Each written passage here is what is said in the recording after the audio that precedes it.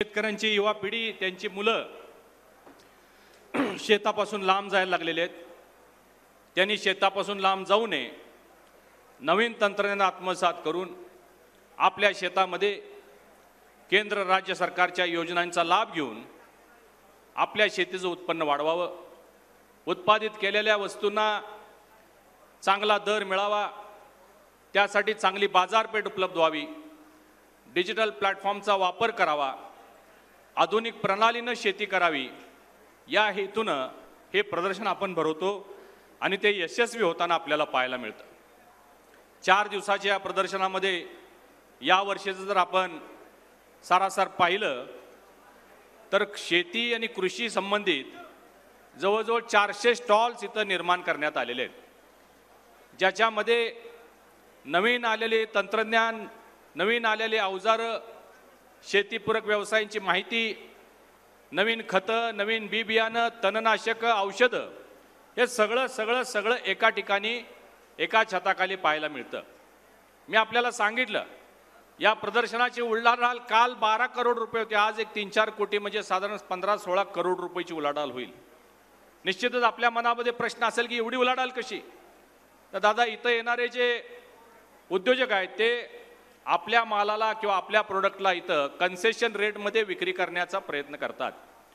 जवळजवळ 50 ट्रॅक्टरांचं बुकिंग इथं झालेलं आहे, 1200हून अधिक सबमर्सिबल पंप, त्यामध्ये काही सोलर, काही अन्य, शेताला लागणारी अवजारं मोठ्या प्रमाणात त्याची विक्री होते, काहींची बुकिंग होते। आणि एक परिपूर्ण दालन कृषी विभागासाठी, शेतकऱ्यांसाठी इथं आहे। पशुधन कसं जोपासलं जावं, त्याचा सांभाळ कसा करावा, यासाठी प्रत्येक वर्षी पशुपक्षी प्रदर्शन आपण आयोजित करतो। राज्यभरातून म्हणजे अगदी नांदेडपासून जातिवंत जनावरं या प्रदर्शनामध्ये जवळजवळ 400-450 जनावरं आलेले आहेत।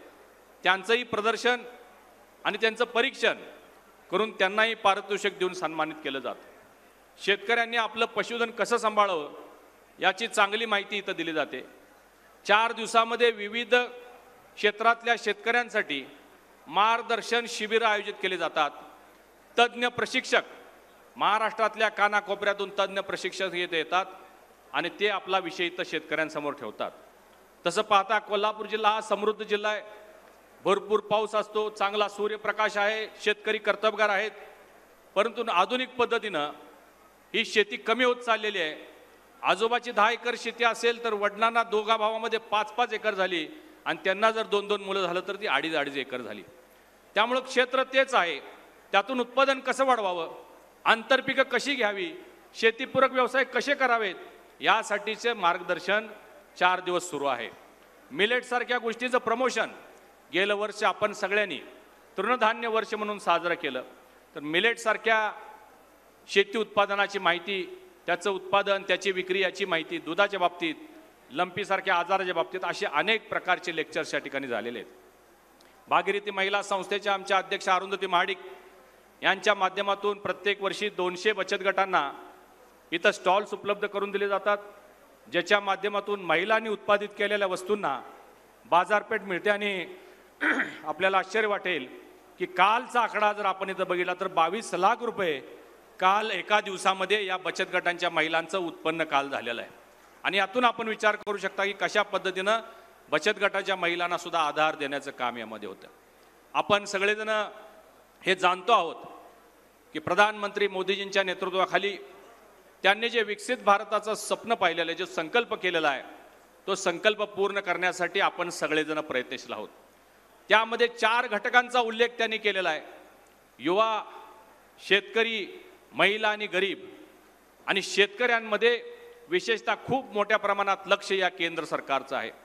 आपल्याला माहिती आहे केंद्र सरकारनं पहिल्यांदाच देशामध्ये सहकार मंत्रालय स्थापन केलं। आपला महाराष्ट्र हा सहकारावर अवलंबून असणारा एक राज्य आहे। या राज्यामध्ये वेगवेगळ्या पद्धतीच्या सहकार क्षेत्रातले अनेक नामवंत साखर कारखाने, सूत गिरण्या, बँका, पतसंस्था, अनेक पद्धतीचे व्यवसाय आणि व्यवहार, हजारो शेतकरी, छोट्यातले छोटे शेतकरी सुद्धा त्यामध्ये समाविष्ट झालेले आपल्याला पाहायला मिळतात। इतिहासात पहिल्यांदा सहकार मंत्रालय स्थापन झाल्या सगळ्यात पहिला मोठा आणि धाडसी निर्णय अमित शहा साहेबांनी कोणता घेतला असेल तर तो देशातल्या सगळ्या सहकारी साखर कारखान्यांना FRP पेक्षा जास्त दिलेल्या पैशावर जो इन्कम टॅक्स लागू झालेला होता तो प्रश्न 30-40 वर्ष प्रलंबित होता. आपण सगळ्यांनी त्यांच्याकडे मागणी केली, माहिती दिली आणि मोठा आणि धाडसी निर्णय त्यांनी घेतला. तब्बल 10,500 करोड रुपये देऊन या देशातल्या सगळ्या सहकारी साखर कारखान्यांवर जी टांगती तलवार इन्कम टॅक्सची होती तो माफ करण्याचा धाडसी निर्णय त्यांनी घेतला. सहकार से समृद्धी हे स्लोगन घेऊन आज केंद्र सरकार काम करते. आपण ऐकलंय, आपण पाहिलंय की गावामध्ये असणाऱ्या छोट्या छोट्या कोऑपरेटिव्ह क्रेडिट सोसायट्या ज्यांचा उद्देश फक्त पैसे देणे आणि पैसे वसूल करणे एवढ्यापुरता होता, तो आज त्याची व्याप्ती वाढवण्याचं काम केंद्र सरकारच्या सहकार विभागाने केलेलं आहे. या छोट्या छोट्या कोऑपरेटिव्ह क्रेडिट सोसायटींना पैशाच्या व्यवहाराव्यतिरिक्त 27 प्रकारचे वेगवेगळे व्यवसाय करण्यासाठी आता नवीन उद्दिष्ट केंद्र सरकारने दिलेलं आहे. त्यामध्ये तुम्ही दुग्ध व्यवसाय करू शकता, तुम्ही बँकिंग करू शकता, जनऔषधी केंद्र काढू शकता, कुक्कुटपालन करू शकता, पेट्रोल पंप काढू शकता. असे अनेक कोल्ड स्टोरेजेस, वेअर हाऊसेस गावागावामध्ये निर्माण झाले तर मालाची साठवणुकीची चिंता आहे ती सुद्धा संपुष्टात येणार आहे. तर अशा पद्धतीनं सहकार्याची व्याप्ती वाढवण्याच्या दृष्टिकोनातून खूप मोठं पाऊल केंद्र सरकारनं केलेलं आहे आणि आपल्या महाराष्ट्राला खूप मोठा फायदा त्याचा होतो. महिला बचत गट सुद्धा महिला सक्षम झाल्या पाहिजेत यासाठी बचत गटांचं जे उद्दिष्ट होतं ते 2014 पूर्वी 10,000 होतं, ते आता 20 लाखापर्यंत त्याची मर्यादा वाढवलेली आहे. त्यामुळं महिला सुद्धा घर बसल्या छोटा मोठा उद्योग करतायत आणि आपल्या जीवनाला प्रपंचाला हातभार लावतायत. याचबरोबर दादा हा सगळा बेल्ट जो आहे पश्चिम महाराष्ट्राचा बेल्ट हा साखर उद्योग किंवा ऊस उत्पादक शेतकऱ्यांचा बेल्ट आहे. मोठ्या प्रमाणात या 4-5 जिल्ह्यांमध्ये साखर कारखाने आहेत.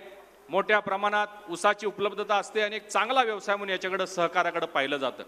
परंतु हा साखर उद्योग सुद्धा काही ना काही कारणामुळं सातत्यानं अडचणीत येत आहे.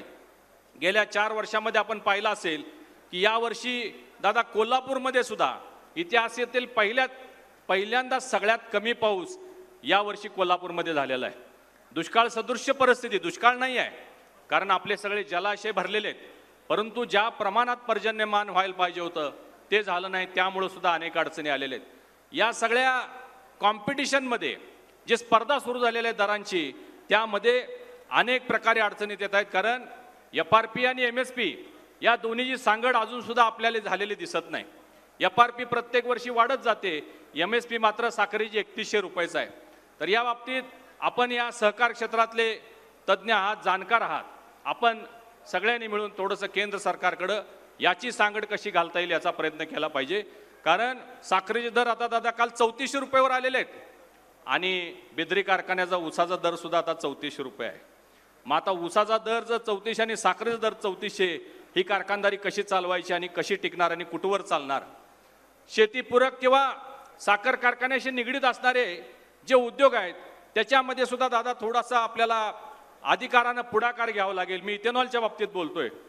केंद्र सरकारनं इथेनॉलची पॉलिसी आणली ज्याच्यामध्ये साखर कारखाना, ज्याच्यामध्ये वित्तीय संस्था किंवा बँक आणि ऑइल कंपनी या तिघांचं ट्रायपार्टी अग्रीमेंट करून त्यांनी बँकेनी कारखान्याला फंडिंग करावं आणि ऑइल कंपनीने त्यांच्याकडून इथेनॉल घ्यावं अशा पद्धतीचा पुढाकार केंद्र सरकारनं घेतला.